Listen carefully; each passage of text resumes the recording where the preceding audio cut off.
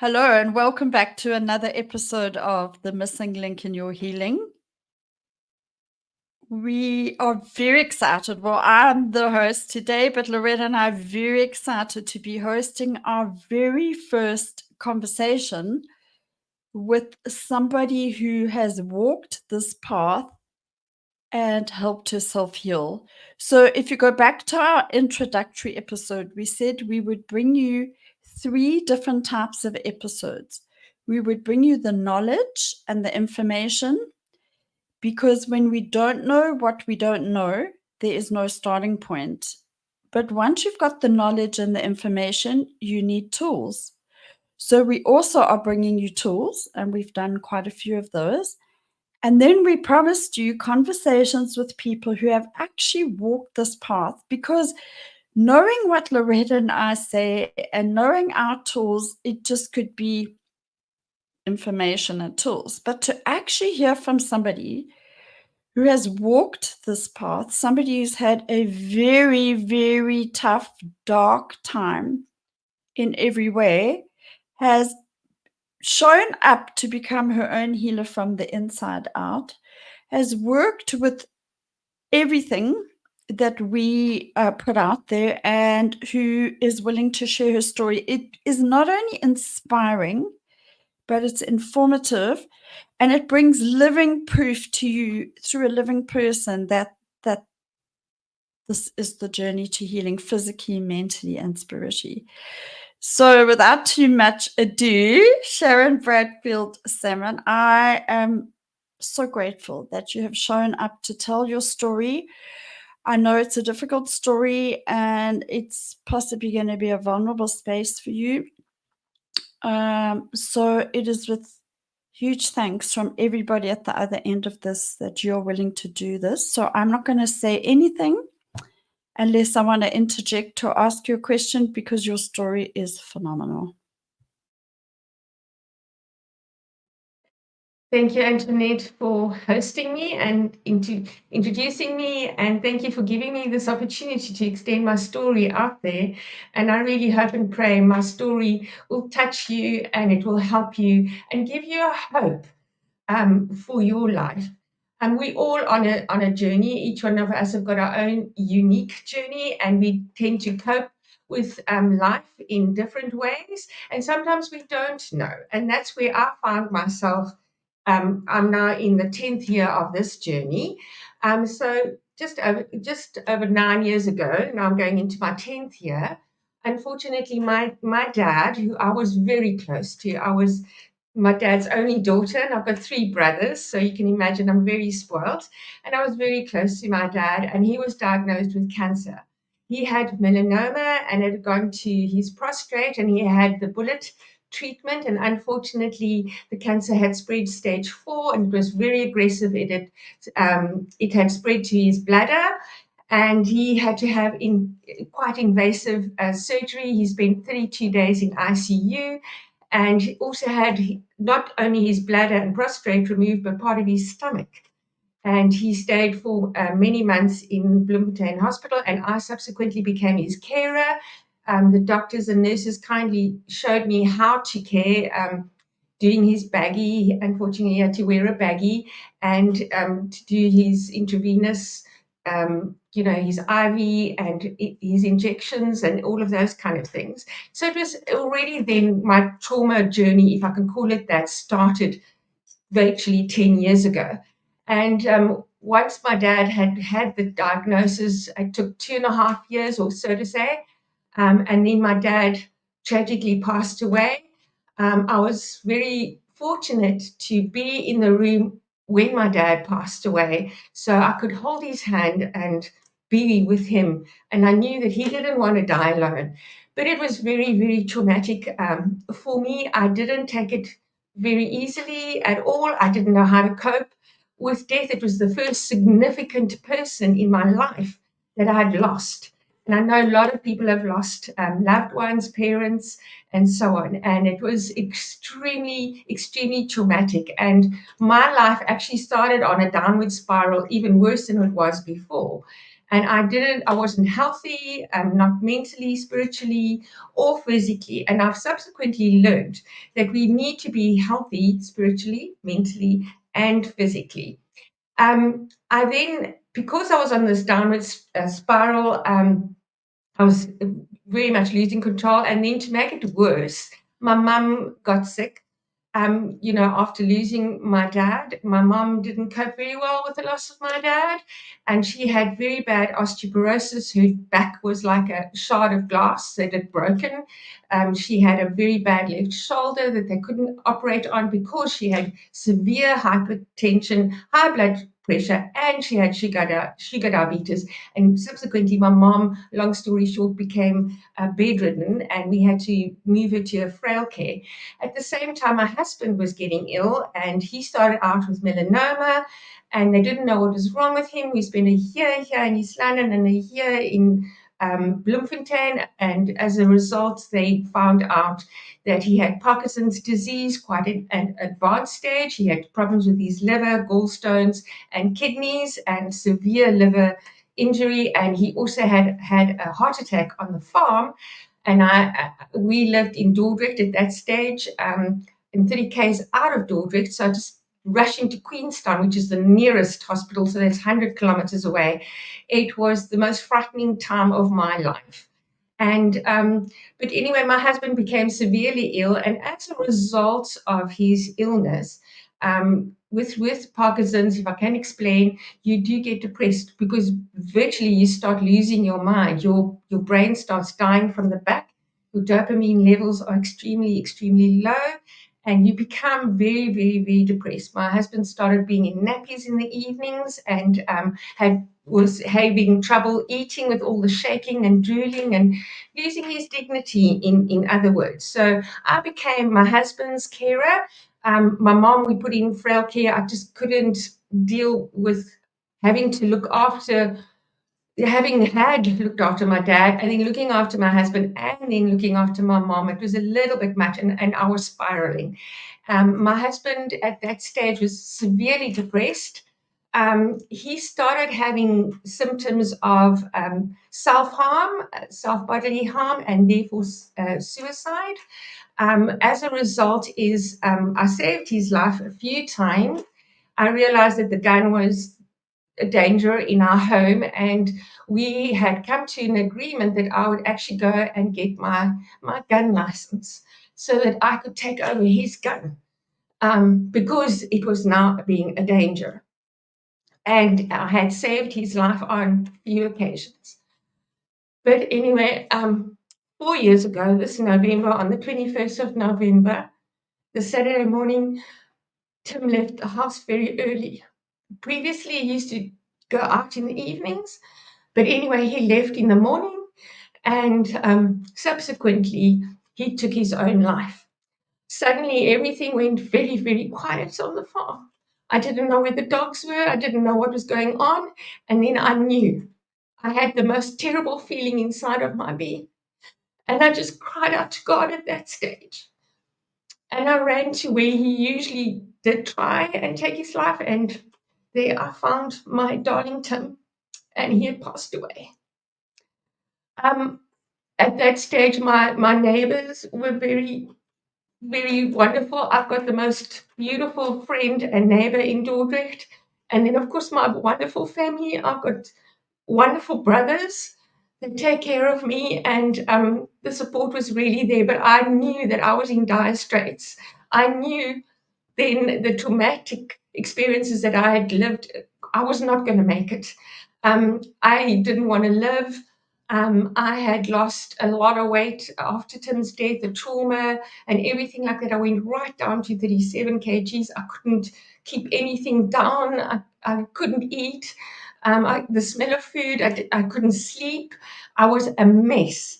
Anyway, I had started seeing a therapist by the name of Dr. Loretta Ferrucci, and she started counseling, fortunately, before Tim took his life. So I had already that support. And I thank God for it today, because I see the hand of God, if I can call it that, whatever anyone wants, whoever you might believe, but I really believe in that spiritual dimension. And that's why I know that today it's so important to have that spiritual aspect when you're going through a traumatic time.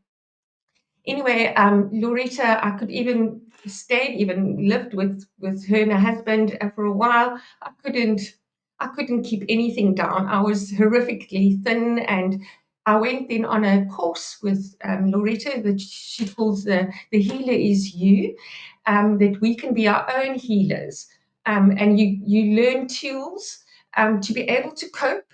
And at that stage, I had what was called a leaky gut. So I was rapidly becoming anorexic, anemic, wasn't sleeping, horrible depression. All I wanted to do was curl up and die. I did not want to live. I did not want to live. I didn't want to live without him. I didn't want to live without my dad. My mom was bedridden. Um, just life was terrible. And it doesn't end there.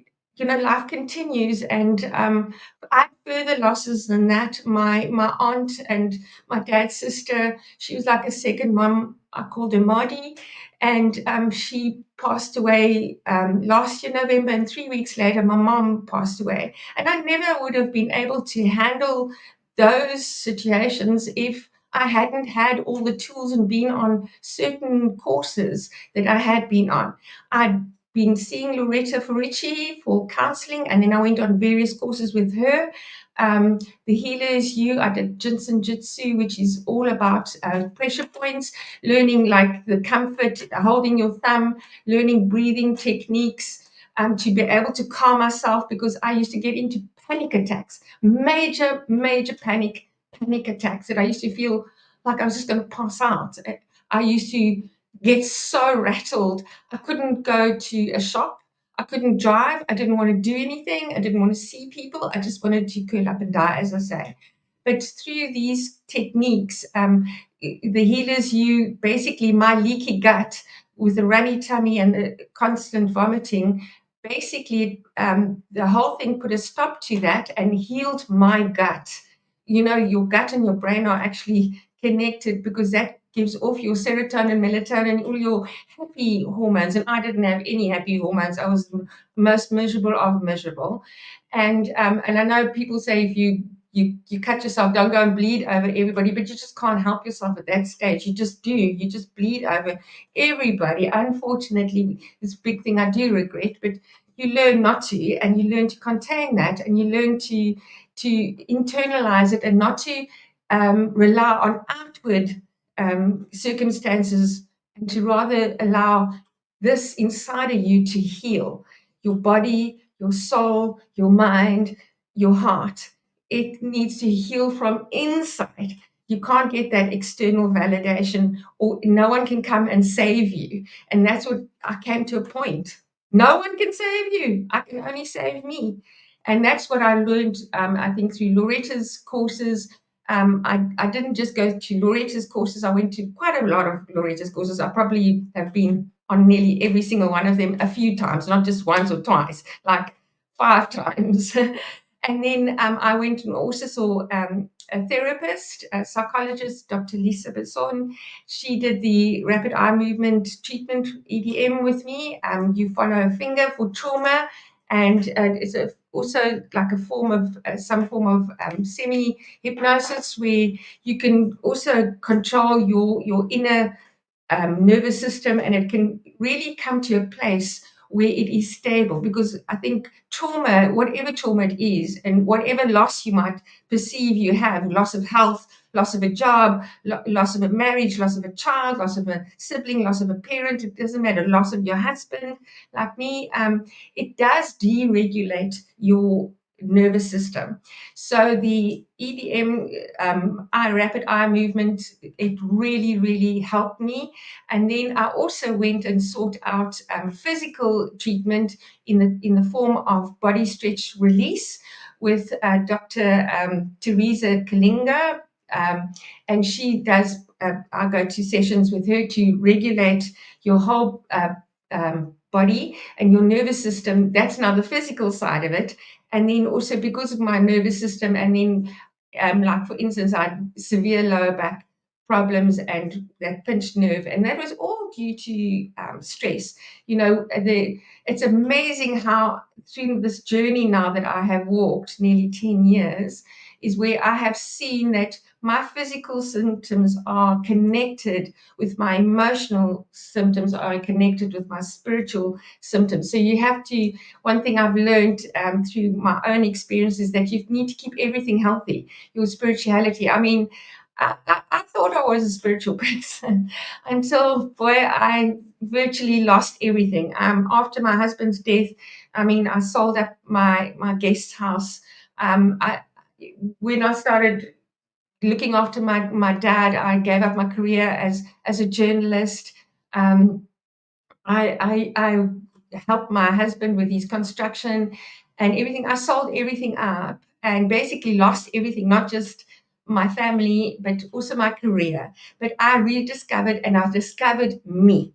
And that is how I sort of came out of this, and I sought tools. And I want to encourage anyone, if you're going through whatever trauma you are going through, whether it be illness or loss or heartache, it doesn't matter, to seek tools, because we can overcome. There is hope. Yes, life keeps evolving, it doesn't stop. But the thing is, when the next wave comes, it's a lull now, but when the wave comes, are you prepared? Are you prepared? Have you got the necessary tools? Is your toolbox full? Have you got the hammer? Have you got the nails? Have you got the screws?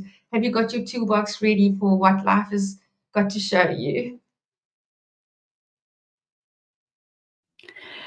Sharon, that was very powerful and very beautifully articulated. I look forward to you having your own podcast, by the way.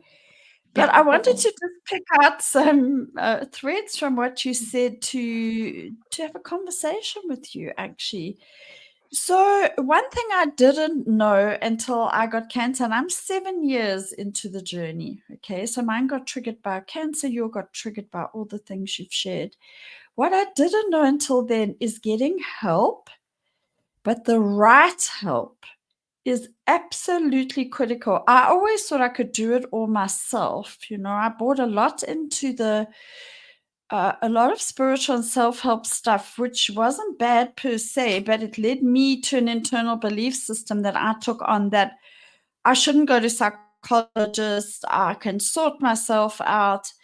And like you, I thought I was spiritual, but when you face the real crunch, you realize how spiritual you really are. It doesn't mean we're not spiritual, but you have to dig deep. So I'm going all over the place here, but I wanted to pick out the thread of one thing I've said throughout all my podcast episodes for the last 2 years is, if I had not got the right help from the right people with the right tools to do this inner work, I would have been dead. And I think, and you actually said that to me in our conversation before recording. Am I right? Yes, that's right. If I didn't get the right help, as you said, and I do believe I did get the right help. I actually stalked, if I can say, Loretta for a long time on Facebook just to see who's the right fit for me. So we need to get the right help, as you say. That's so important. But if I didn't get help, and everything like that, I believe I would be dead today. I wouldn't have been alive. I lost the will to live in the first place. I didn't want to live. The second place, I was so sick after my trauma of my husband's death that if I didn't go on that course, Healer is You, and my leaky gut and everything, my throat chakra and all of that wasn't opened up, and my esophagus and everything had a part to play in in that whole role of the trauma. Physically, it doesn't just affect you mentally, but physically. I mean, I would have washed myself down the toilet literally, because that's how it felt like at that stage, because I was holding the toilet seat more than anything else. But through the course, and I've done that course 4 times, that's the whole fast, and it really reset my metabolism, and that brought about the healing that I could keep food down. I couldn't even keep water down at that stage. So imagine not going without water for days on end. I mean, a person can't go without water for like 2 or 3 days and you will die. But that's how severe the trauma was, that it affected me so badly physically that I thought I was going to die. You know, Sharon, one thing I love about your story and why it's so helpful for people is you have naturally weaved together, because it's your story, this link between the mind, body, the spirit, dealing with the trauma rather than bypassing it. I'm assuming feeling the difficult feelings in order to feel better. I'd like you to share more about that. But so people might think, well, this is Loretta's podcast with me, and now we're pushing Loretta. But Loretta and Loretta is good, full stop. And I will mention the coach I used, and because I didn't know Loretta 7 years ago, and Sharon's mentioned other people. I think the point to make, and Loretta just happens to be a podcast host with me, and it's such a gift to everybody because Loretta is very integrative, very holistic. She is a homeopath. She was for 27 years. She understands the body, but she understands energy. She understands the spiritual aspect, although we don't often go into that. She understands the mind. She understands and helps people to deal with any trauma, and a lot of it's suppressed, their limiting beliefs. So yeah, and so before I tell you who I used, because I think it's fair to mention who's worked for both of us so that people can know different people work for different people. Yes, different people have different journeys to healing. There's no one size fits all. So what Sharon's sharing or what I'm sharing may resonate with some and not with others. Some people just have to stop eating meat. But anyway, whoever's journey is our journey, there is huge benefit in this. But I want to just pick up a thread that we haven't really spoken about in our podcast, and it's a good time to introduce it. And that is to actually Loretta probably has, and she teaches this and gives tools to let our intuition guide the way. And the intuition is that higher self, the part of us that's connected. Sharon and I use the same language, so I'm just going to use our language. That's the God self. That's our divine spark, which is who we really are. And we kind of lose that. And when we're in deep trauma like this, sure, we either reunite with it or we die. I think actually, I mean, that sounds quite drastic. I think you would have died, if not by suicide, I think your body would have packed up at some point. So I love that you have integrated all of the stuff that I know and Loretta teaches and helps people with, and that your intuition guided you, because there are hundreds and thousands actually these days of teachers, helpers, spiritual guides, health gurus, health guides, health podcasts. I mean, when I got cancer, I honestly had to cut myself off from anybody I'd been following, anything I knew, any eating plan, because I was like, well, it didn't work for me. Look where I am now. And I started from scratch. And then I was like, well, I need help, but I have no idea where to go, because so much of the help out there wasn't for me, or it's not for anybody actually. So Loretta and I have decided to say it straight, even if they hang us and string us. But if we allow our intuition to guide, even if it feels scary or if it doesn't feel right, because our mind thinks it knows what it needs, but our intuition often knows differently.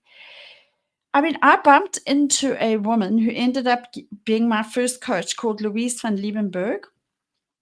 She's an adult child coach. I only did 6 sessions with her, and I've recorded quite a few really good podcast episodes with her if you scroll through past episodes. And in 6 sessions, in fact, in one session, that woman started changing my life, because that's exactly what I needed at that time. And then I did I didn't know Loretta. I've never used Loretta really, except on an ad hoc basis, and I've become friends to heal me, but because I'd already done so much of it. But I got Dr. Nicole Lepera, Dr. Lisa Rankin years ago, even Dr. Bruce Lipton, psychoneuroimmunology, as everybody knows. So all those things, yeah, we'll get what we need Okay, so it's very important to try and tap into the intuition. And then what's really important, Sharon, and I applaud you for this, because I'm sometimes not very good at it. That's why I had to get cancer, not just a little snot clap, is to implement the tools. You can have all the knowledge in the world. You can do Loretta's course 10 times. But if you don't go do the homework, you ain't ever going to change. And it's also important to know that it's not a quick fix. It's a journey, and it's hard work in inverted commas. And the benefit I found, Sharon, I don't know if you agree, is that working with my first coach, because I was paying her, it's very important to pay people. I've had a lot of free help, but when you pay somebody and they tell you to do homework, you go and do it. Whereas if you're listening to a free episode online or something and they go do this, or you're reading a book, and if you're like me, I used to bypass doing the hard work actually. So there's a huge amount of benefit in getting the right people, and then doing the work and implementing the tools. So I don't know if you could speak to maybe this journey and its paradox, because the other thing I thought before I got sick and how I didn't know what I know now is that I would be zen and happy and peaceful and healthy all the time if I was a vegetarian, if I was spiritual, if I was exercising. And everybody knows my story. That didn't end well for me. It ended in cancer. And I still do all those things. But I realized that I had been bypassing the difficult emotions. I'd been suppressing emotions. I hadn't looked at my past trauma to heal it. I hadn't dived into the ookie to find the diamond. So could you speak to that a little bit in your journey? Because it's very important for people to know this from someone who's done it and come out the other side better for it. Yes, certainly. I think God's got a great sense of humor. I stayed on the farm after Tim's death for 3 years by myself. I was isolated. I mean, it was 30 k's outside of town. So, in some ways, I think everyone has, their lives are different in different circumstances, but circumstances almost forced me, and I was very isolated. But I used that. I didn't really want to anyway be amongst crowds. So being isolated, and often there was no electricity, no Wi-Fi. I'm living in the mountains. I was a real mountain girl and farm girl, and so you had to face those feelings, and it's not nice, especially when you're going through the dark night of the soul and that valley of desolation. It really is a valley of desolation.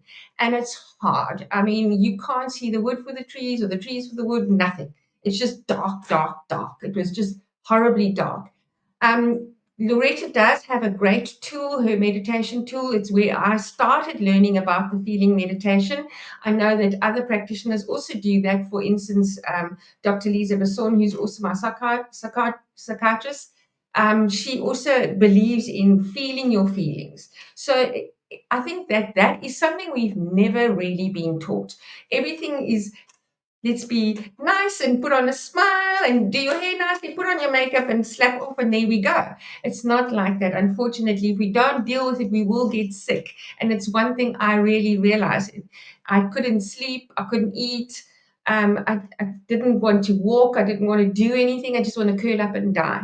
But once I realized I had to feel these emotions, and it was scary in the beginning, but your brain does protect you. I'm also astounded at how my brain actually protected me, because in the beginning there were only certain memories after Tim's death that came to the fore. And I had a beautiful space. I had beautiful pear trees, and I used to call that my sacred space.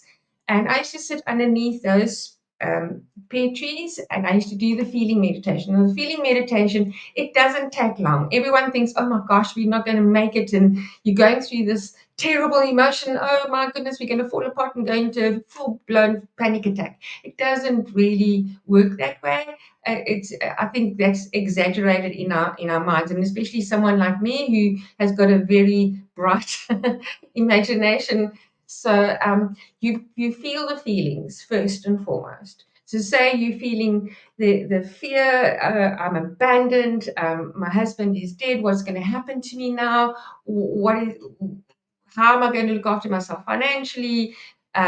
Whatever. And let's start with fear, say, for argument's sake. So because fear was very prevalent and still is, it's something that I do deal with a lot, that anxiousness and anxiety, and sit with that emotion and feel it.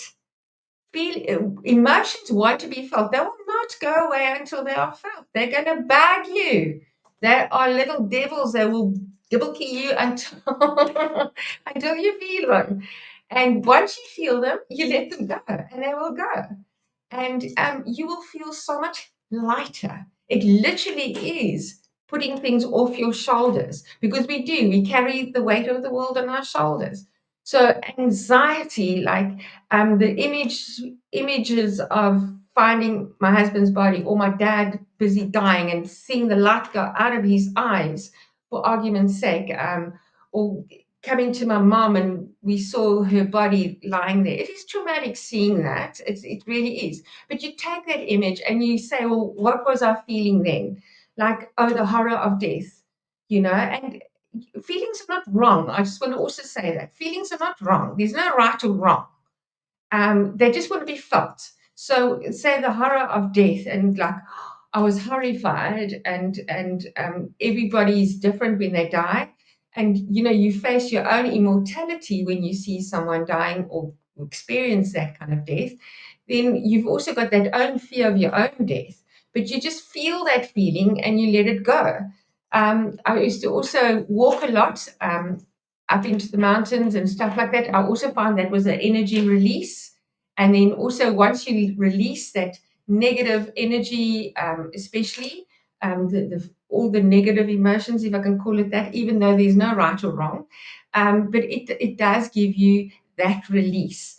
And if you do those meditations and feel that, that God is, we've got that beautiful meditation where, the silver thread that connects you to whatever you might believe God to be, or the universe, whatever your God might be. I felt always when I went into a meditation, feeling meditation, letting it go, that I would also give it to God, because God then would take it away, because it's my belief system. So then, not just the emotion and physically doing it, but God will come into that emotion and He would then remove it and take it away. And then you are left with that sense of freedom because it's off of your shoulders, because we carry so heavily. And I know that the God I serve doesn't want us to carry so heavy. He wants us to release. And if we go through the valley of death, we are going to come out of the mountain. And that's the same way with your emotions. When you go through that valley of darkness, the dark night of the soul, as they also call it, you will get out on the side, and you will come to the light, and you will see the light, and you will be the light, because the light is within you. God is within you, and you can start creating that life which you would love. And because that's where I've come to. I'm like, what was going to happen to my life? I didn't expect all of that to happen to me. And if I didn't do the feeling meditations and I didn't do the work, um, as you say, Antoinette, that we actually do the work. You can go and see all the right people and all of that.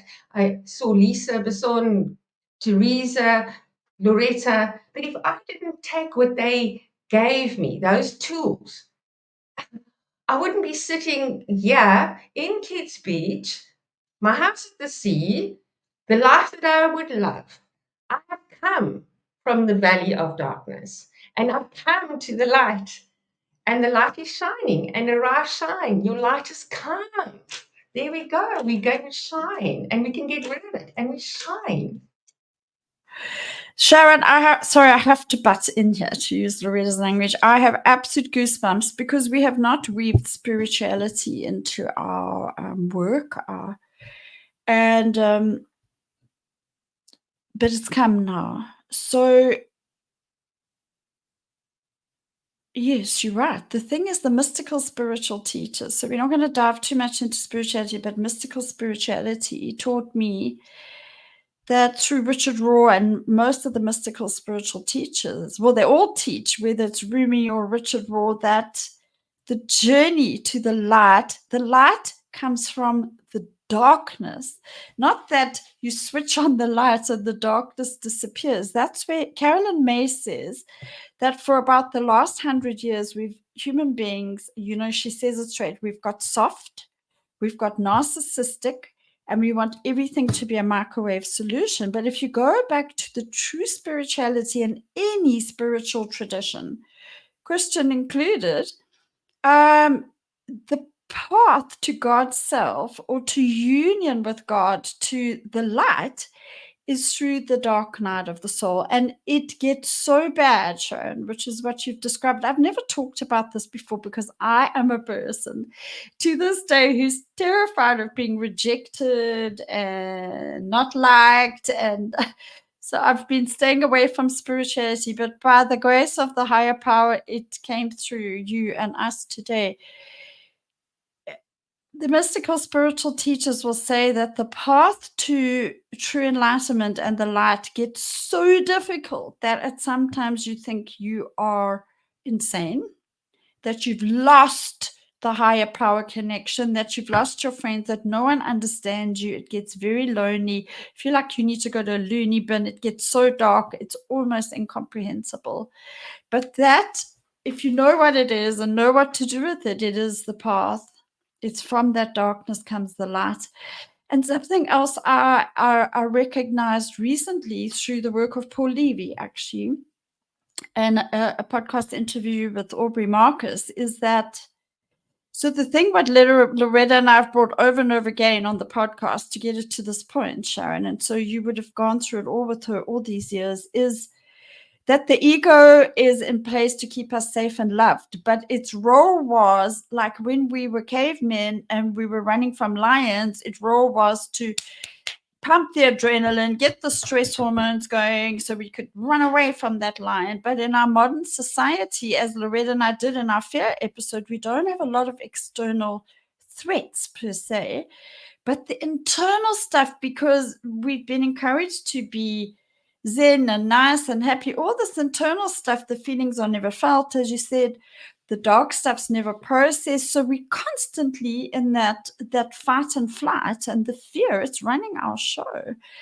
So it's so interesting, because once we really get this, it doesn't always make life easier, but it makes life better, because you're going to have to face the dragons to find the treasure, to quote an amazing psychologist who wrote a spiritual bypassing book. And that sometimes feels but if you understand the path and you know where you're at, and it's also where physical healing lies most of the time, which is what we're focusing on our podcast, and mental healing.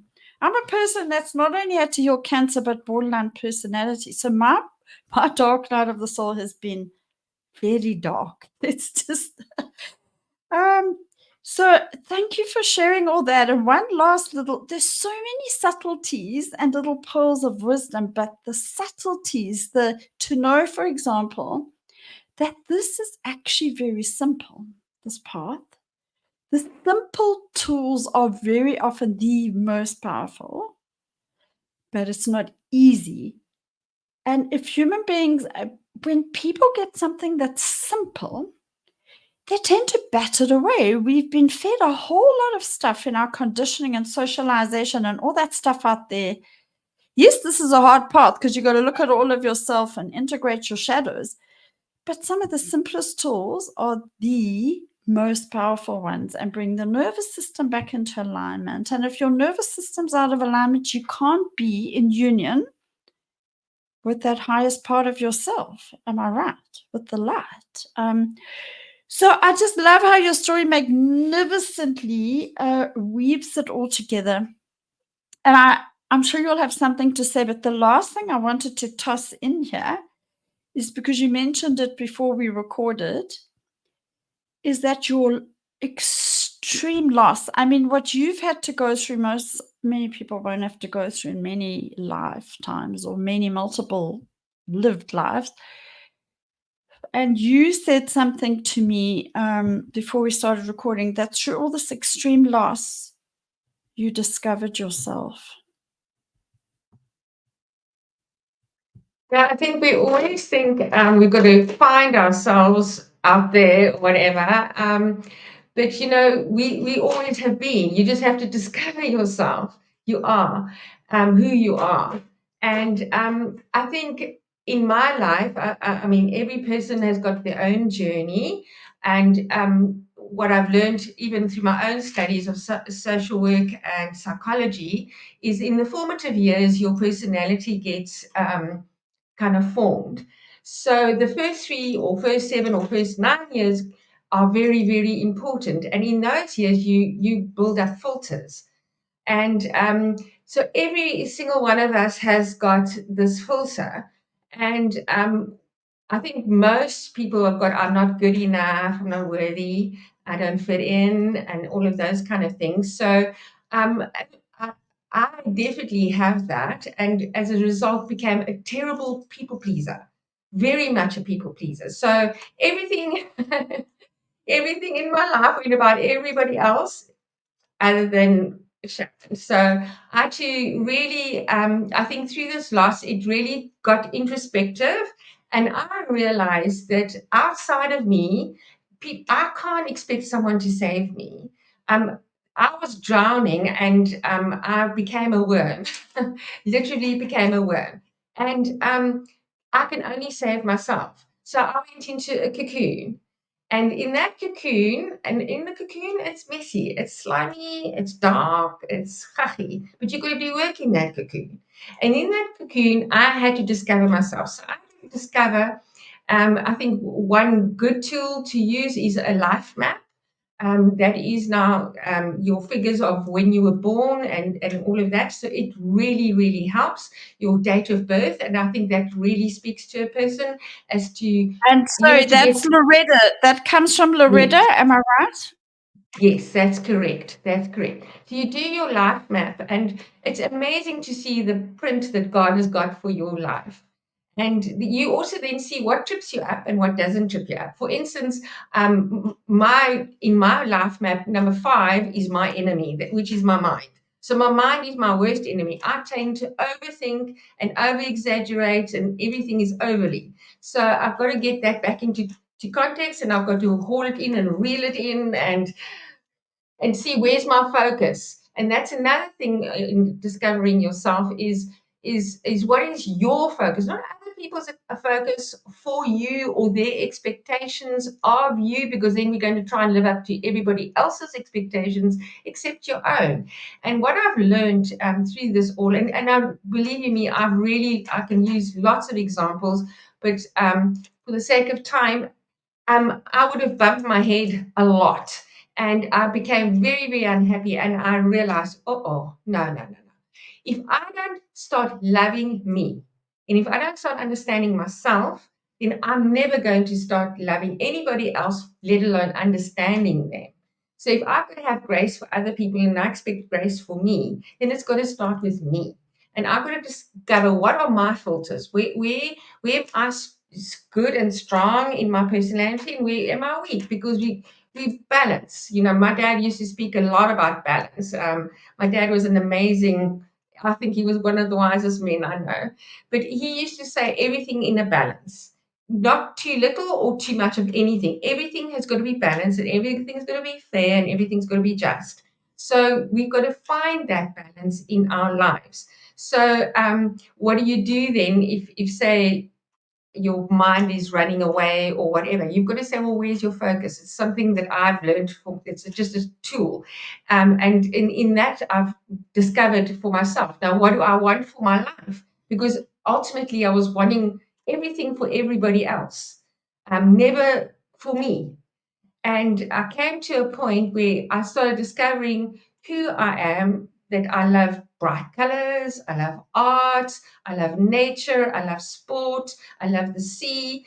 And I came to a point where I would say to myself, well, what do you want for your life, Sharon? Because everybody else, I know what everybody else would want, but what do I want? And that's where the self-discovery came in. And then going into, as you mentioned earlier, your intuition, some people call it circles, or come out of your cage, or going into an elevator, where you can start visualizing what you want for your life. What would you love? I think that was the biggest core question for me. What would I love? Not what other people would love. I could tell you easily what other people would love. But when it came to me, it was hard. So therefore, self-discovery was incredibly important. And so I came to a point to say, well, what do I want? And what was my focus? So and I did fail a lot of times, but my focus was to move to the sea, to a small community where I could fit in, I would be loved, where there's a lot of nature. I could walk my dogs. I could have my cats. I can be involved in charity work. Where what would I want to do? I discovered my old love and passion is people. I've now started doing my master's degree. I am busy helping ladies in the community by counseling them. I am in Kids Beach. I love this community. I love, love, love my community. Everything that I envisaged, that I wanted, what I would love, I got. And this community in Kids Beach, honestly, I am reveling in this community. They accept me, they love me, everything that I wanted and more. There's the sea, I have beautiful walks. I mean, on Saturday, we went for a 12K hike up and down the beach with my dogs. It was beautiful. And I've got a beautiful home. I watch the sunrise over the sea, everything that I envisaged. And it didn't come like one, two, three, like Antoinette said, in the microwave, instant. I had to do that work. So in that cocoon, I had to go through all the mush for just over 3 years before I started moving here. And now I'm out of the cocoon. My wings are out, they're busy drying. And like the phoenix, I am starting to shine and definitely starting to rise. Yeah, and the journey's not over, I can tell you, because when the phoenix starts rising and we feel the peace and equanimity, the rest, the difficult is going to come again. But knowing that that's the journey and it's okay to not be okay is absolutely magnificent. And failure means that we're trying. So failure is, I'm very hard on myself. So when I don't get it fast and I don't, but over the years, I've realized I've got a friend who keeps on saying to me, look back 5 years or 7 years where you were. We need to applaud the small wins, the small steps we take, be compassionate with ourselves, be gentle. So you've brought so much wisdom and personal experience to us. And before we wrap up, I want to say I've never been Loretta's client, but I've done just about all Loretta's courses. I've done the numbers. I've done her therapeutic fasts a few times. I've got a couple of coaching sessions gratis because we work together now. And the fascinating thing is all the things. I had a coach. I had a good psychiatrist a few times, but by and large, I did the journey on my own. And actually, if I reflect back, and yeah, the divine universe connected Loretta and I, because here's a person. I'm really not trying to sell, Loretta. I'm trying to say to you that if you use a professional person, and Sharon says every single tool Sharon's spoken to now, for all of it that she's talked through in this last bit of her conversation, I know come from Loretta because I've done all her stuff. And I got them in a different way from different people, but it's all the same stuff at the end of the day. And I think I could have short circuited my journey. I mean, it's a lifetime's journey, this, and it never ends. But if you can get, so people say help is very expensive. People will say, working with someone like Loretta, it doesn't have to be Loretta, is expensive, but actually at the end of the day, it's like eating healthy is more expensive. But you got to look at the long term, hey?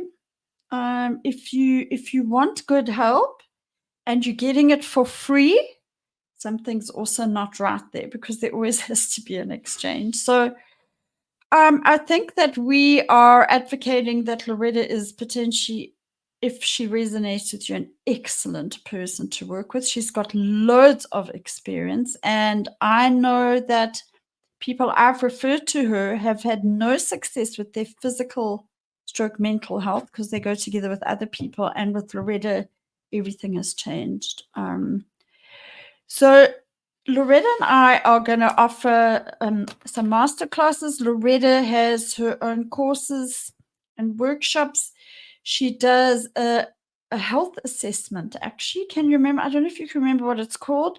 And it's an amazing starting point, especially if you're physically sick. She will do an assessment. It's not that expensive, kind of tell you where you're at, and then recommend the way to go forward. I am more into speaking and writing and promoting than coaching, because I'm too bossy and directive. But Loretta and I are going to do some master classes together, because I come very much from a psychoneuroimmunology, neuroscience point of view, mystical spirituality. Loretta comes from a different path, but with exactly the same stuff. So we think we might be really good together, actually. So the first one we're going to do at the end of October is on fear, because Sharon, I had no idea how fear was running my show, and I think people have no idea, because our coping mechanisms and the way we deal with it, it hides it, really. So some people have obvious fear and anxiety, but most of us, if you were me, it's so deep in that unconscious program you talked about that we don't even know it's there. So, and we cannot physically heal or mentally without knowing how to deal with fear. And that doesn't mean we wish a wand. False evidence appearing real, as we've said in our episode, go and back and listen to it, is the truth, but you got to know what to do with that false evidence. So Loretta and I did a podcast episode. Sharon's worked with Loretta. So we're going to now do a masterclass, because learning to deal with fear, am I right, Sharon, and diving into the tools of it and how to implement it, it's big. So we can't cover it on a podcast. So we invite you. Yeah, I'll put the links in the show notes, and I hope Sharon will come and join us as our guest, actually, because she can chip in. It doesn't cost a lot of money, and I'm telling you about this because I know it can help you, and we all actually need to make a little bit of money. So yes, Loretta and I are charging for it, but I think it's 200, it's a couple of $100, and in US dollars, I think it's 27 US dollars. So it's not big money. So that sounded like a sales spiel, and that is so embarrassing for me. So it's part of me getting over my own limiting beliefs that I'm allowed to make a little bit of money from helping people. And so yeah, show up for that if you feel like it. That's our ad break. And Sharon, I don't know if there's any more to be said, but if you intuitively feel you'd love to say anything else, please go for it. Yes, I just want to say with the whole money aspect of it, I don't know how many people, I love people, and I don't want to sound too judgy, but we run to the doctors so quickly with a headache or a sore toe or a sore foot or a sore leg or a sore arm or fibrositis or what. The thing is, mental health is as important, if not more important. And if you are feeling, unhappy with your life or something like that, um, they invest in your life. You are worth investing. I discovered that, in the beginning, you think, oh, you're going to be labeled and all of that. No, in fact, people are going to look at you and they're going to say, wow, you've got courage. You've got courage to be able to go to someone and say, look, I need help. I need emotional and spiritual help, and I can't deal with this. This is a situation, whether you're sick or the loss or whatever trauma or situation you are going through, you are worth it and you are enough. So I just want to encourage people to invest in themselves, because you're precious. You've only got this life, and why not make the best of it? So invest in yourself. We invest in so many other things, you know. So invest in yourself, invest in your own happiness. I did it. And I know I would never be here sitting on this podcast if I didn't. Do your homework, see who fits you. I did my homework first. I looked around, and I just knew that I desperately needed help. Don't get into that desperation help where you do ditch right to the bottom of the ditch before you look for help. But the help is there. And, somehow the universe, God, whatever you believe, will provide as well. We need to trust. The universe Yeah. is so much bigger than what we know. Yeah, and if we put out it's all about intention, and intentions with feeling, as Loretta teaches, and you've learned. So if we put on an intention to find the right help, that will really shift us out of the gear we're in and move us forward, the universe will bring that to us. And as Sharon said, do your homework. Anybody who's selling a quick fix, I don't know, I would be careful of. I could be hung and strung for this, but and I endorse Loretta and Louise van Leeuwenberg, by the way, because she was the person who really helped me, real help. And Loretta, I know I'm doing this podcast with Loretta and helping her promote herself because I know it's real help. And I know that Loretta gives far more than what she gets paid for. I know that Loretta will do a relatively cost-effective assessment up front. You don't have to dive into but I realized in my life, Sharon, that I often say I can't afford help. But what am I spending my money on? What am I actually spending my money on if I'm saying I can't afford good, proper help? In my case, it could be a bottle of wine in the past, or it could be, I don't know, taking someone else out for a meal because I thought I always had to be the one who paid, or it could be any number, picking up things in a supermarket I don't use and then I have to go away. If you really extract down how much it costs to get good help and what you get in return. Yeah, anyway, that sounded like a big rah, rah, rah. But I think it's very important for people to know that if you don't get good help and the right help, it's going to be a very hard and very long journey, and it may not actually even end well. So yeah, Sharon, thank you. Sharon's mentioned people. I've mentioned people. We've both mentioned Loretta. So all the links to Loretta and to me are below. If you want to email either of us about the Fear Masterclass at the end of October, that's this October. It's October now. And we've also got a couple of free resources. Loretta's got a limiting beliefs free resource, which is excellent. Just let us know. We can send it to you. I've got a Feeling Your Feelings resource, which I'm happy to share with you for free.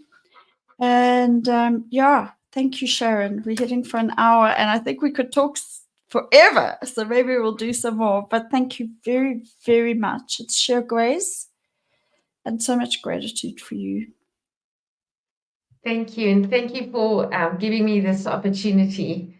I really appreciate it so, so much. And I hope this has given just at least one person some hope and some direction.